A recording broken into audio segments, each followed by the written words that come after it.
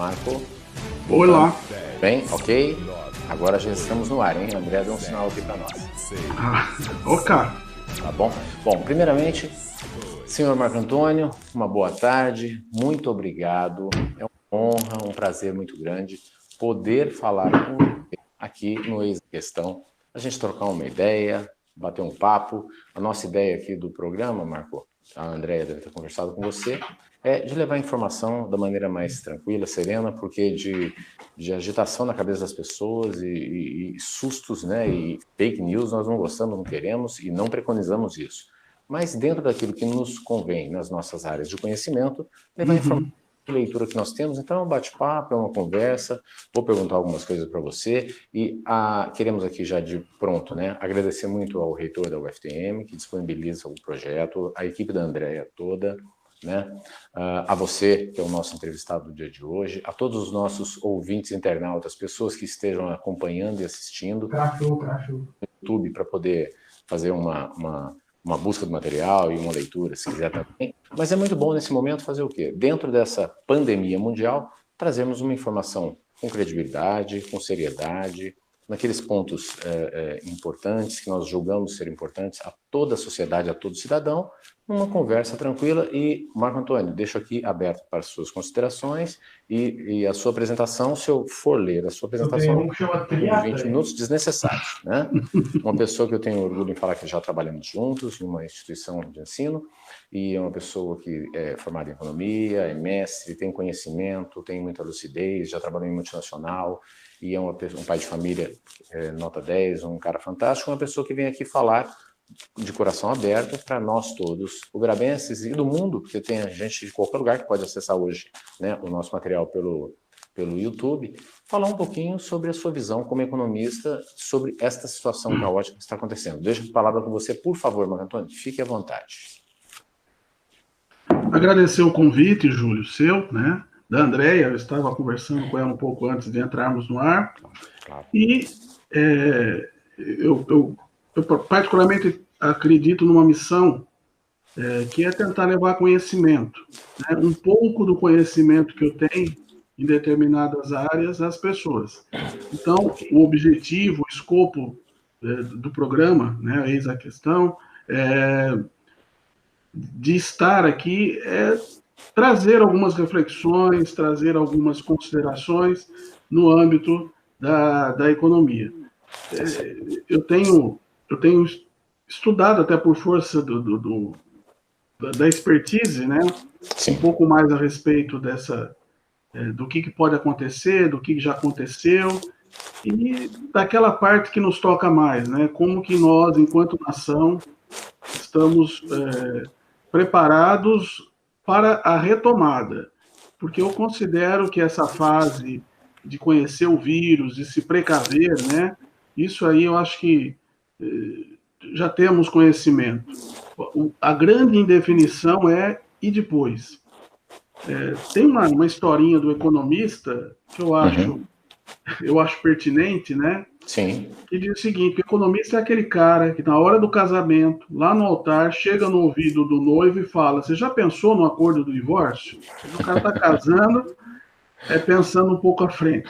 Então, nós, né, até por força da formação, temos essa curiosidade de enxergar o que vem à frente. E o que vem à frente, sem dúvida alguma, são desafios monumentais para a nossa economia, para nós, enquanto um país de renda média baixa, para o povo que sofrido, né, em todos os sentidos e agora em termos econômicos. E é um pouco triste quando você vê que se nós crescêssemos, e não vai acontecer isso, mas se crescêssemos algo em torno de 2% a 3% esse ano, estaríamos recuperando a economia de 2013. Sim. Então dá para perceber que é um desafio monstruoso, né, grande, e que vai exigir muito mais do que eu costumo dizer, o combate ao coronavírus, a nossa retomada após toda essa pandemia e seus efeitos psicossociais e econômicos na sociedade. Então, acho que a gente pode trabalhar também nessa reflexão. Tá certo. Marco, olha, e aqui é muito importante que nós vamos aqui pontuar algumas coisas, e quando a gente fala com economista, quando a gente está falando a respeito de números e tudo mais, primeiramente, todos os internautas, pessoas que nos seguem, acompanham e estão mandando perguntas aqui para mim no celular, né, é o seguinte, toda vida ela é insubstituível, tem nosso total e amplo respeito, né, mas nós temos que também nos preocupar com as pessoas que estarão vivas no amanhã, porque goste ou não, amanhã nós teremos um mundo para caminhar, nós teremos filhos, netos, que Deus abençoe que nós não tenhamos nenhum dos nossos, como no mundo inteiro, nenhuma que chegue, que acabe essa pandemia, que abençoado seria se pudesse acabar com isso hoje, não ter mais nenhuma perda de vida, né? Mas nós temos que pensar no amanhã. E em detrimento disso, o que nós notamos é que quando você fala sobre economia, quando você fala sobre o amanhã, numa situação como essa, as pessoas ficam um pouco assim sensibilizadas porque falam, poxa, mas está pensando só na economia, não está pensando na vida? Pelo contrário, você está pensando na vida pós a pandemia, porque pós a pandemia nós sentimos que o Brasil, se você pegar no ano passado, que começou a ter um crescimento, e esse ano estava com tudo preparado para chegar aí, se tudo caminhasse bem aos seus 2% de crescimento, nós poderíamos começar a reequilibrar gradativamente, ter alguma melhoria, ainda que pequena, mas já ter alguns sinais de melhoria, e até mesmo na queda do desemprego. Agora, com esta situação, a qual assola, e aqui uma coisa importante, me mandaram uma pergunta aqui, Marco, eu vou passar para você, a qual nos assola, pegou em todos os níveis, mas de forma indescritível, ou seja, é inexorável que todos estão sendo afetados. Da empresa que tem 5, 10, 15 mil funcionários até o MEI, ou até o rapaz que faz o serviço de catar reciclável e levar de latim e tudo mais. Todos nós estamos sendo, mais ou menos, mas nós estamos sendo, sim, fortemente agredidos e pelo impacto do isolamento social. Me pediram aqui para perguntar para você, Marco, por gentileza, a questão do Banco Central. Você acredita que a postura do Banco Central, mediante todo o cenário, tem sido uma postura moderada, uma postura que pode se tornar um pouquinho mais arrojada? O que você está sentindo isso, você como economista, que está acompanhando o Banco Central nesta situação de pandemia ou de epidemia local no Brasil que nós estamos tendo? Por favor, Marco. Bom, eu só queria voltar numa fala importante do seu comentário anterior, João, e dizer que a economia é da área de ciências humanas. Sim. Né? Então, quando a gente muitas vezes olha o economista, ele só quer saber de número. Não. Os números só existem porque tem toda uma sociedade, né? E o nosso pai da economia, o Adam Smith, lá atrás, né? Que trabalhava muito essa questão da filosofia, dos relacionamentos humanos. Então, a economia não é número, não. A economia, aliás, é a única área das ciências humanas que tem um prêmio Nobel.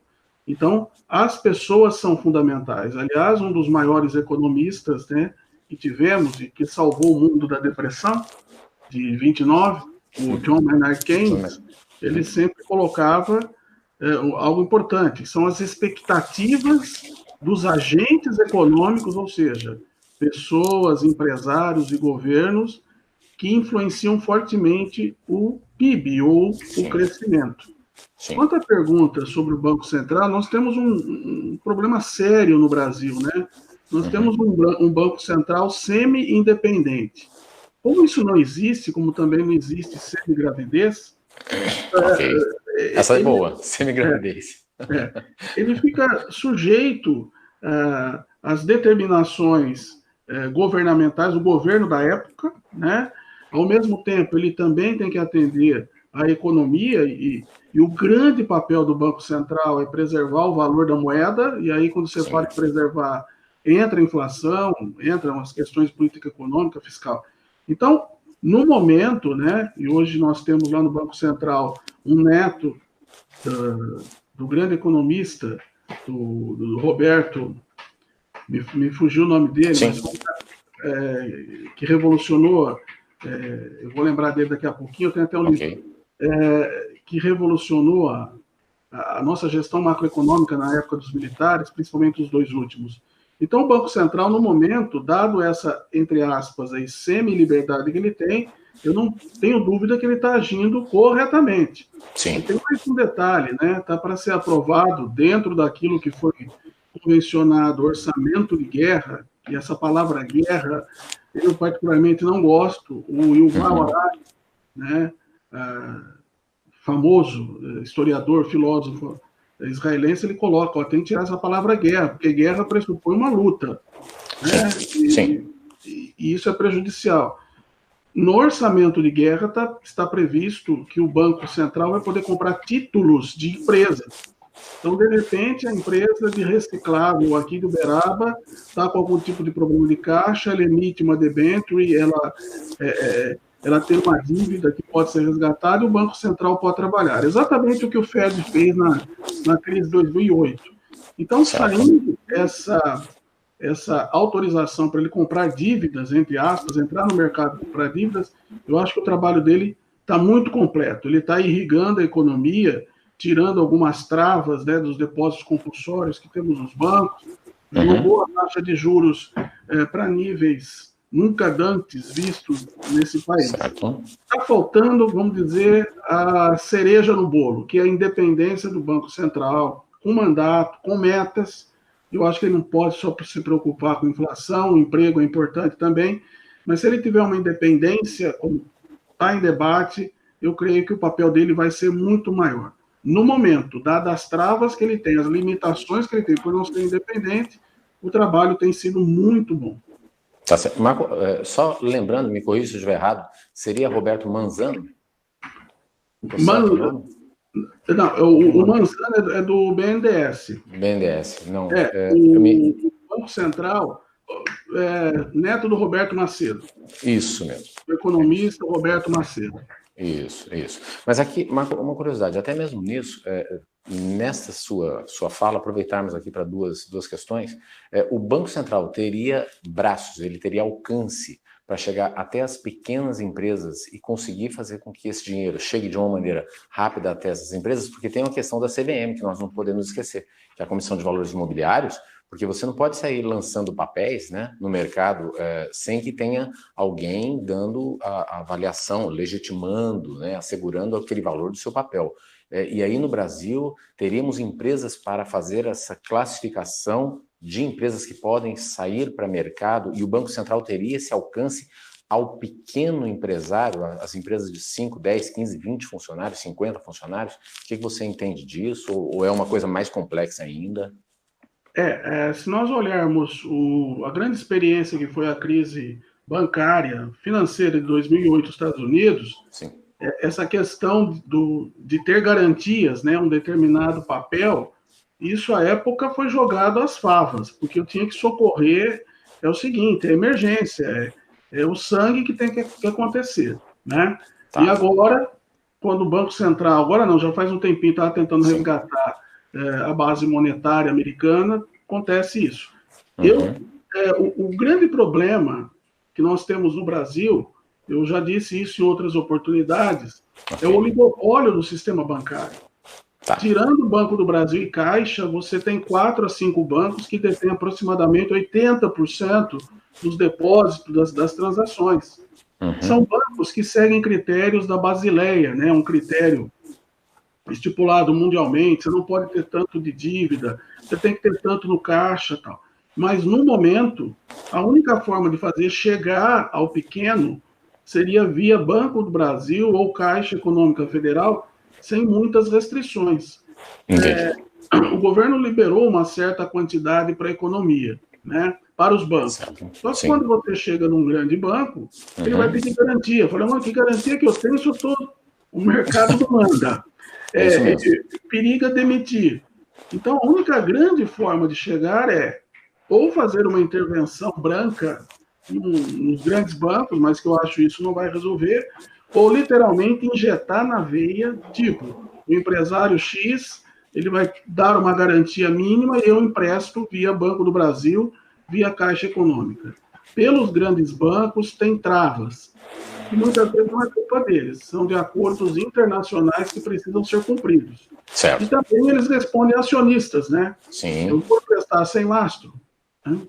Fica complicado. E uma coisa importante que você colocou, Marco, vejamos assim, num país que nós temos aí 4, 5, ou no máximo meia dúzia de bancos operando fora Banco do Brasil e Caixa, os dois mecanismos dos quais o governo possa mais facilmente chegar na pessoa que esteja precisando, no empresário, é por meio de desses dois agentes. Não teria algum outro.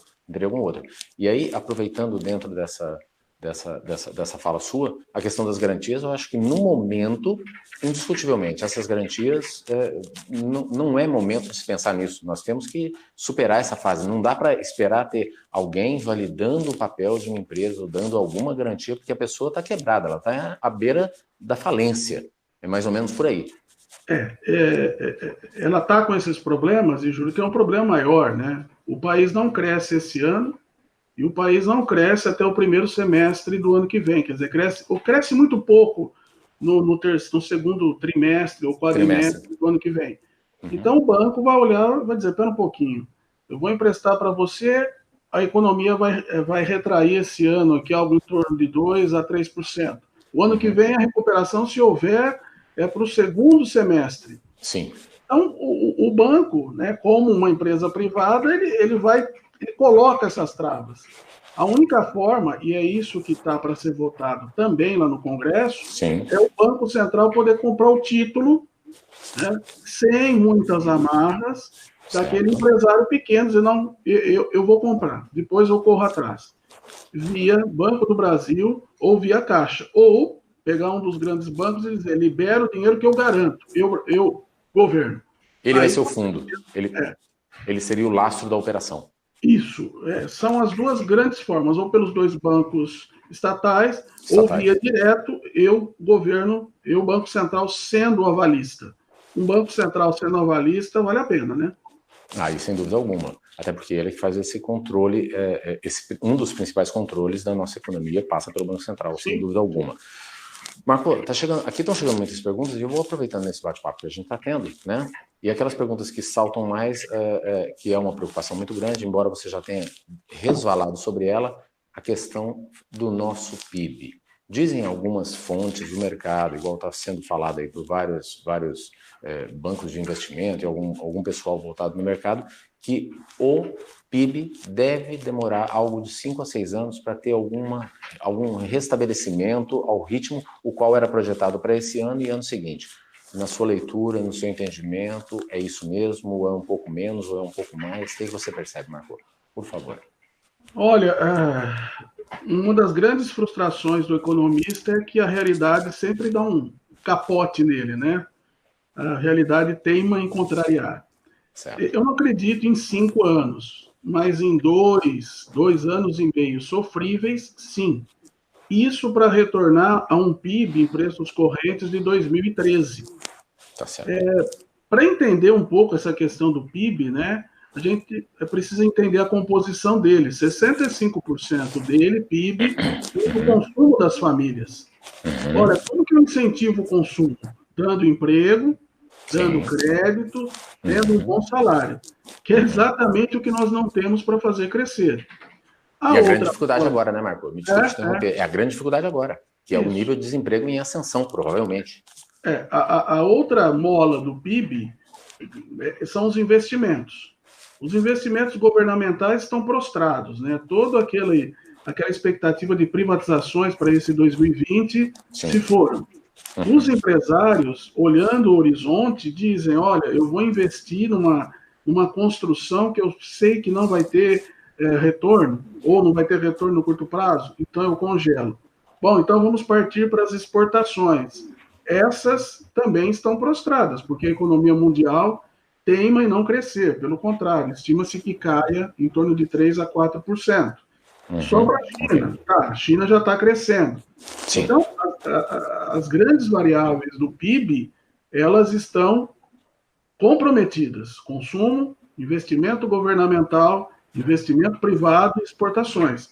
Daí, estimativas de pessoas um pouco mais na ponta no mercado acionário dizerem que daqui a 5 anos. Mas eu creio que, no máximo, em 2 anos, a gente sofríveis, né? Mas detalhe, sair significa ter um PIB, um PIB per capita menor do que 2014, 2013. E isso é ruim, porque a nossa taxa de natalidade cresce. O PIB não. Então aí eu tenho um comprometimento do PIB per capita razoável. E uma coisa, Marco, aí é como se fala em economia, queira ou não, tem uma sincronicidade muito grande, como se fosse um relógio suíço ou uma das melhores máquinas existentes, né? A questão do desemprego. Como, de certa forma, embora tenha os acordos que estão sendo discutidos, a questão de poder fazer acordo entre empregado e patrão, reduzir o salário, não reduzir, depois o sindicato tem que vir, mas enfim, a questão do desemprego, ele impacta diretamente no PIB, conforme você acabou de mencionar. Como que o governo poderia fazer para buscar minimizar, se é que ninguém tem uma resposta pronta, mas quais são as possíveis linhas de pensamento para tentar reduzir ou minimizar o impacto negativo na taxa de aumento de desemprego mediante a situação a qual nós passamos, que vai influenciar diretamente no PIB. O que você acha, Marco? Olha, eu particularmente gostei muito das ações, e foram rápidas, diga-se de passagem, viu? No campo do desemprego, no campo de não deixar o desemprego crescer tanto, né? Você tem aquela possibilidade de redução de 25%, 50% ou 70% do salário, Sim. Depois complementado com o seguro-desemprego até o teto do seguro. Tem aquela suspensão temporária do emprego com garantia de que você continue trabalhando também pelo tempo em que ficou com o contrato suspenso. O que nós não podemos, Júlio, é tentar olhar para os Estados Unidos e para a Europa e dizer, não, mas lá eles estão fazendo, lá na Alemanha. Gente, nós somos um país pobre. Isso. Né? O governo, ele tem uma limitação terrível. Ele tem uma dívida pública que era para ter sido sanada pela reforma da Previdência, Sim. E nós estamos gastando o que íamos economizar com a Previdência socorrendo. Né? Por sorte, aconteceu a reforma da Previdência, digamos assim. Menos mal. Menos mal, né? Porque senão seria drástico. Então, essas ações para manter o emprego, elas têm, assim, uma validade. O governo não consegue bancar isso. Nós temos e deveríamos aprender também, depois dessa pandemia, que os órgãos públicos, municipais, estaduais e federais, precisam fazer uma reengenharia enorme, de pararem, que muitas vezes a gente tem prefeituras que são um departamento pessoal que elas ganham para pagar funcionário, por exemplo. Existe. Nós precisaríamos que as prefeituras retomassem o seu grau de investimento, fazendo uma reengenharia nos seus cargos e salários para poder trabalhar com o quê? Com saúde, com segurança, com educação. Enquanto nós, infelizmente, gastarmos muito com a estrutura da máquina, vai sobrar pouco para trabalhar o emprego. Trabalhar o emprego significa melhorar a qualificação. Nós estamos fazendo agora uma ação rápida, uma ação importante, diga-se de passagem, mas que não pode continuar. Porque eu não posso deixar de ter a contribuição do Fundo de Garantia, eu também não posso ficar bancando isso, governo, eu não tenho recurso. Né? As ações de curto prazo são boas, são ótimas, de curto prazo. Sim. Mas não dá para suportá-las num prazo de 6 meses, por exemplo. Agora, digamos, Marco, existe aí uma forte... Aqui nós não estamos para falar se está correto ou errado, pelo contrário, mas existe uma forte tendência aí para que acabe com esse isolamento, que tenha alguma verticalização, ou que sejam criados nichos, ou dos 5.470 municípios, que só 5.000 não apresentaram nenhum caso ainda confirmado, muito menos algum óbito, então seria algum tratamento específico, pontual, sobre algumas cidades, sobre o grupo de risco e tudo mais, que isso aí, sem dúvida alguma, retomando a economia, nós teríamos, assim, ainda que lentamente, mas poderíamos recuperar um pouquinho, né, e voltaríamos, quanto antes voltássemos, melhor.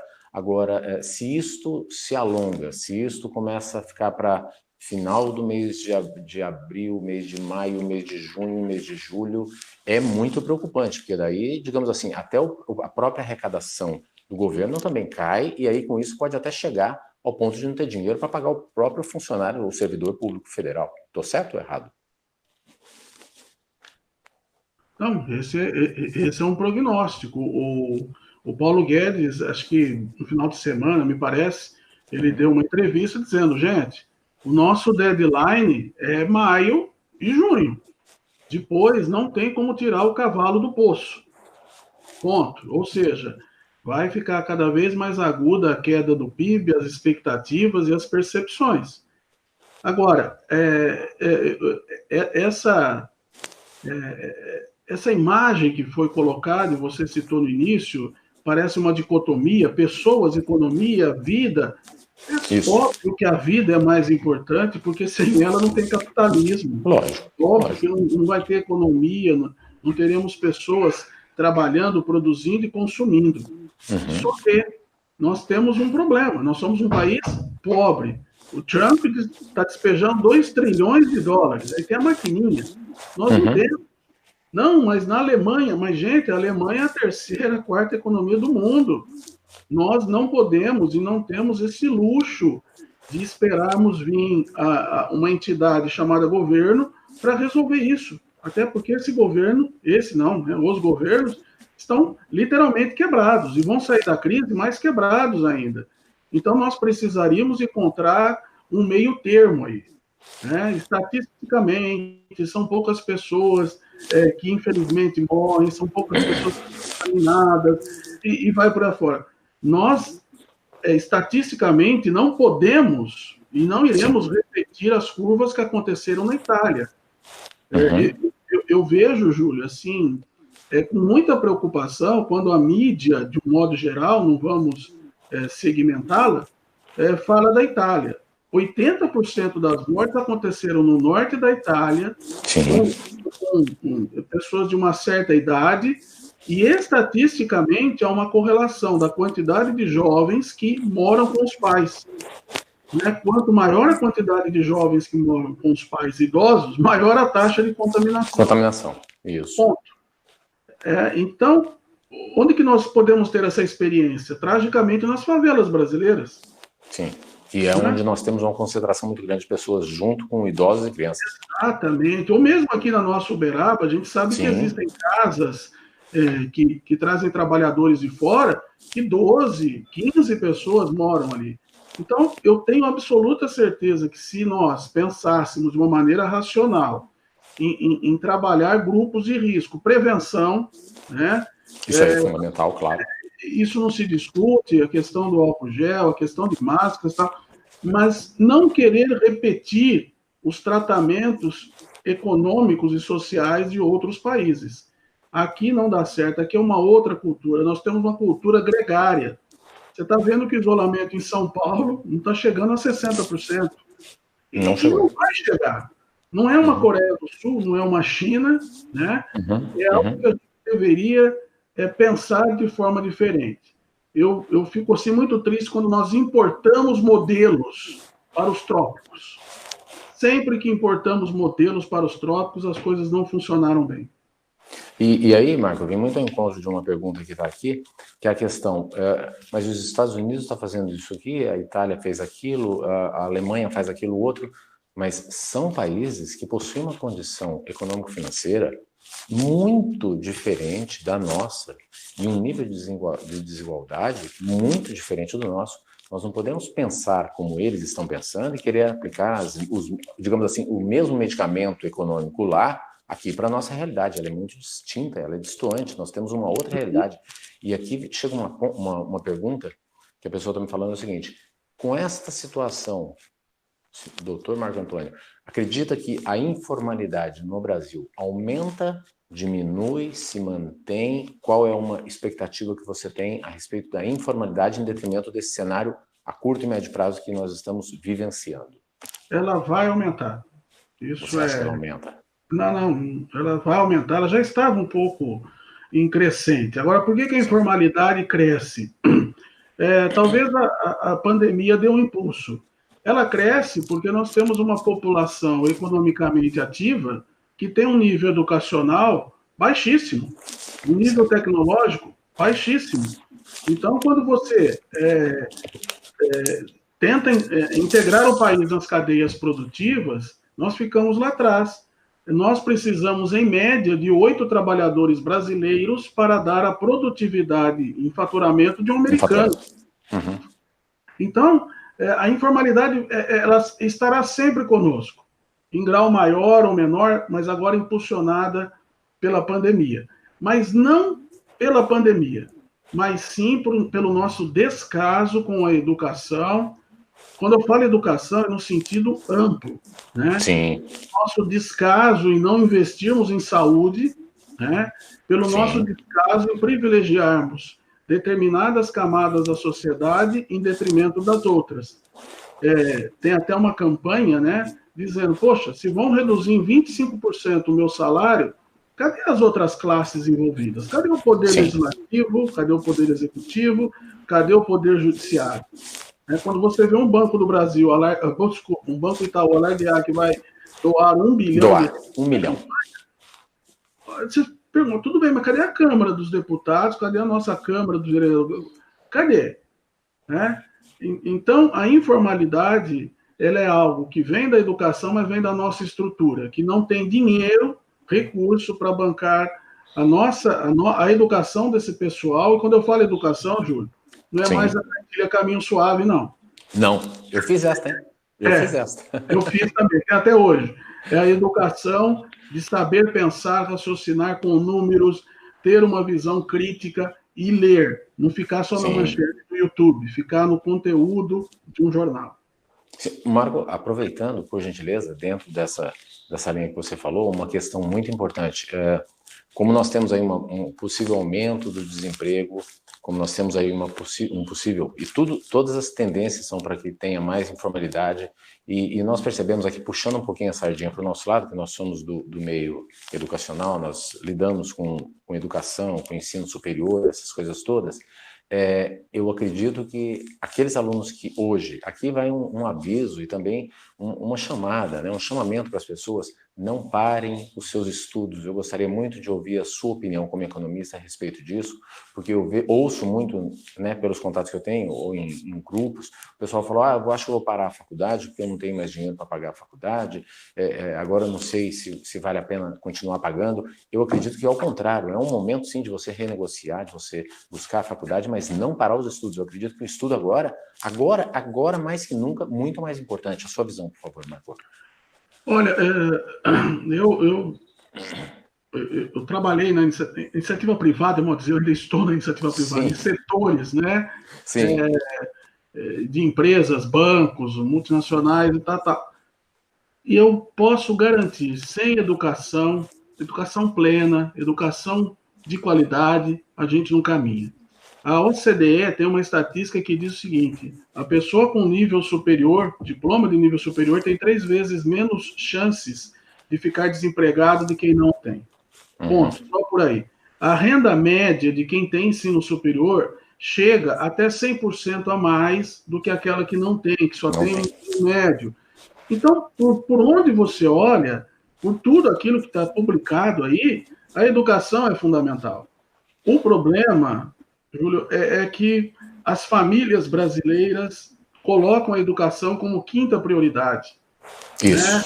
E aí, queira ou não, o pai ou a mãe, por N razões, até financeiras, ou mesmo de não ter tido experiências educacionais no passado, não instigam a pessoa a estudar. Nós estamos passando, né? Eu trabalho numa instituição particular, a gente passa por isso, ouve isso, mas também procura colocar na cabeça das pessoas o seguinte: ok, e depois? Você vai perder um ano, um semestre, você vai perder aquele estágio, você vai perder a promoção, porque isso passa, e vai passar, né? Sim. Deadline. E a educação vai permanecer.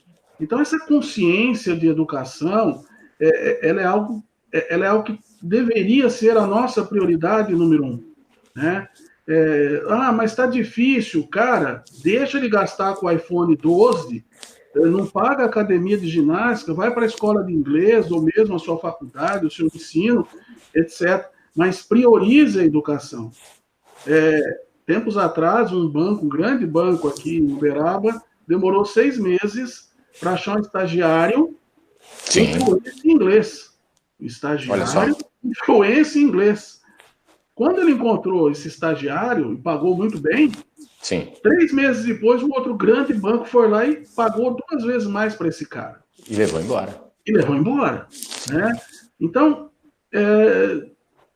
aquela frase de um reitor de Harvard, que ele colocava na cadeira dele, ó, se você acha a educação cara, tente a ignorância. A ignorância. É uma frase famosíssima. Sim. Então, educação é investimento. As pessoas precisam entender isso. Investimento. E quando eu faço investimento, obrigatoriamente eu tenho retorno desse investimento.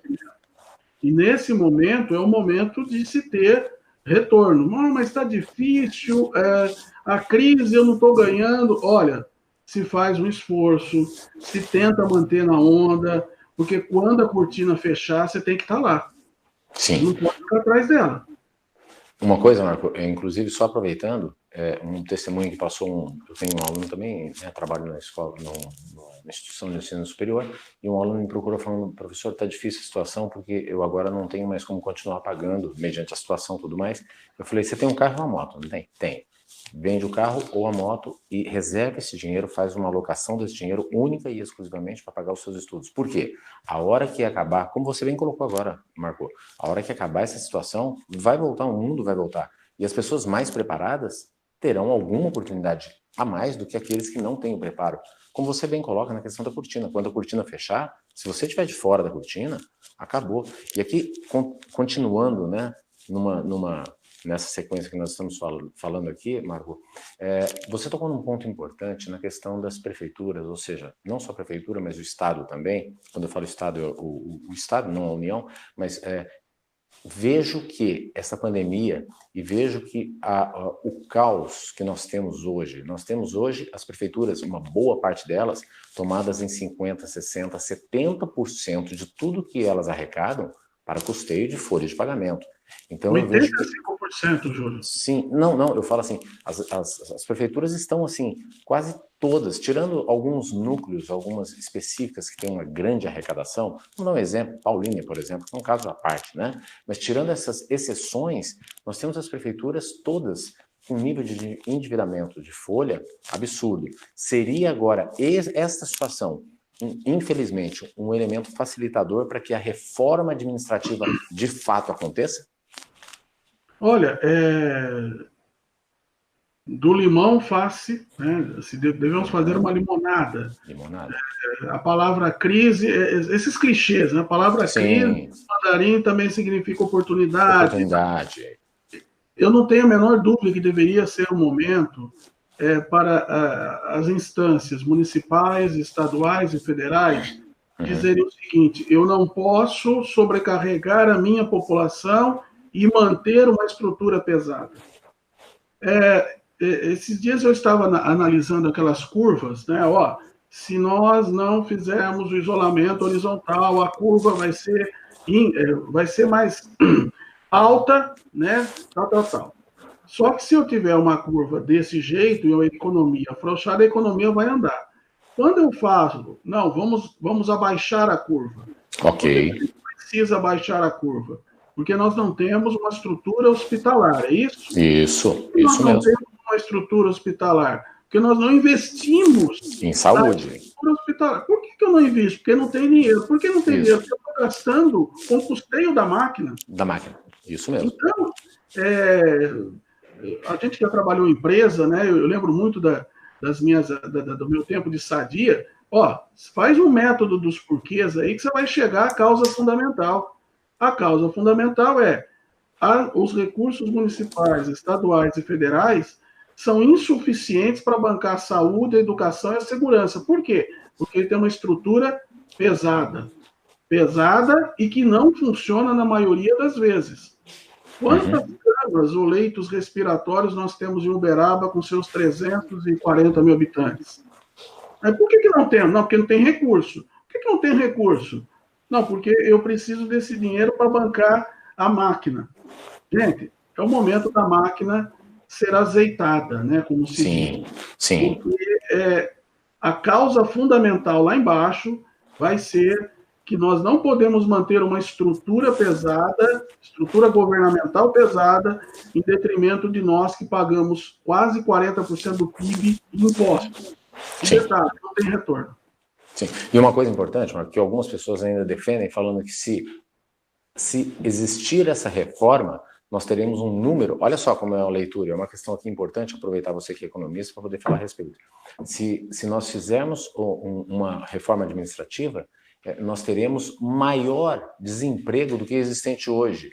Eu não vejo dessa maneira, pelo contrário, eu vejo que o governo, tendo menor custeio, menor despesa, ele tem mais dinheiro para investimento e tornando o país menos burocrático e com aquele famoso custo Brasil menor, torna-se muito mais atrativo, abrindo-se novos postos de trabalho e essas pessoas se acomodariam sem problema algum. É lógico que tudo planejado, né? Nada assim do hoje para o amanhã, mas não é uma questão que se você fizer uma reforma administrativa, você vai aumentar o número de desemprego. Isso é preconizado por muitas pessoas que lá estão e querem, de uma certa maneira, se manter. Sua leitura, por favor, Marcos, se eu estiver errado, por favor.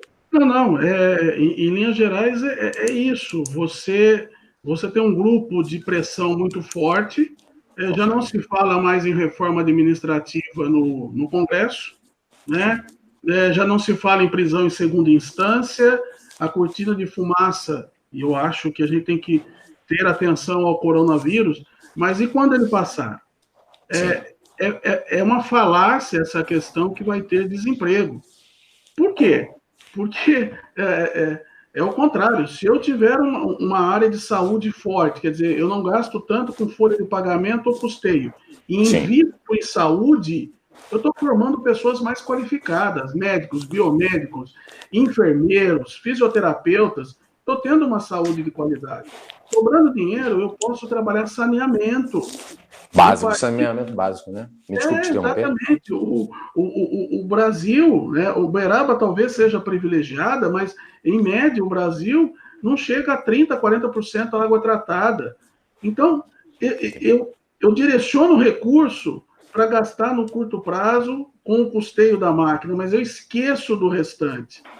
Em alguns momentos, Júlio, eu sou forçado a pensar que isso é estrategicamente muito bem pensado, como diria Zé Ramalho na famosa música Vida de Gado. Para nos deixarmos no cercado e se tentarmos fugir, tem um mata-burro. Então eu não saio dali. Né? E nós não podemos ter esse pensamento. Nosso pensamento é prefeitura tem que dar lucro. Sim. Não chama lucro, tá? Chama resultado. Tem que ser superavitária.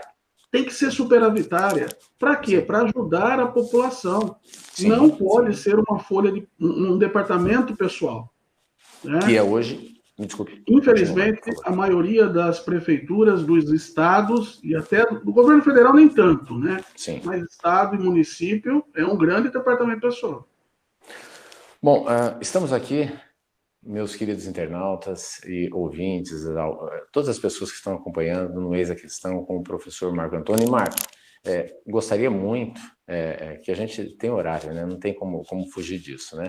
A conversa aqui rende muito, a nossa visão ela é uma visão liberal, uma visão conservadora do ponto de vista de ter menos Estado e mais iniciativa privada, então coadunamos com muitos valores próximos e uma maneira de pensar muito próxima, né, muito linear, mas aqui, infelizmente, nós temos que caminhar para o nosso final, e então eu quero aproveitar muito a oportunidade que você nos deu, a esse bate-papo.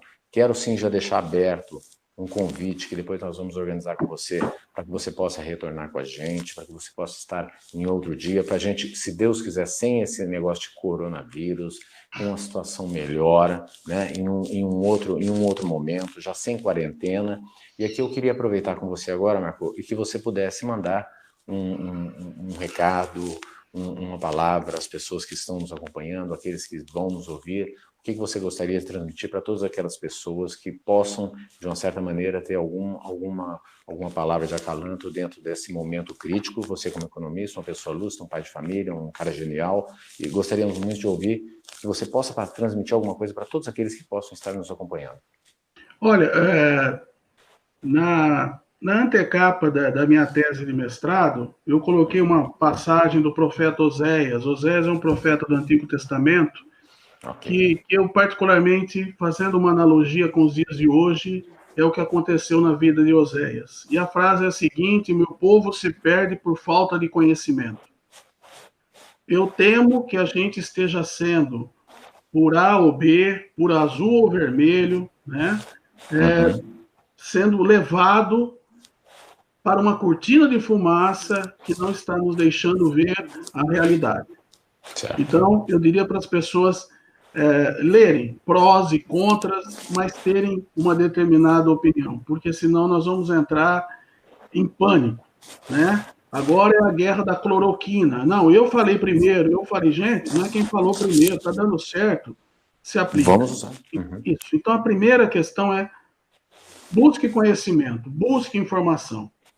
E uma segunda fala, e aí eu vou pegar de um grande artista, eu particularmente sou fã dele, ele já faleceu, mas na época da universidade não permitia ter outra pessoa como grande visionário, Belchior.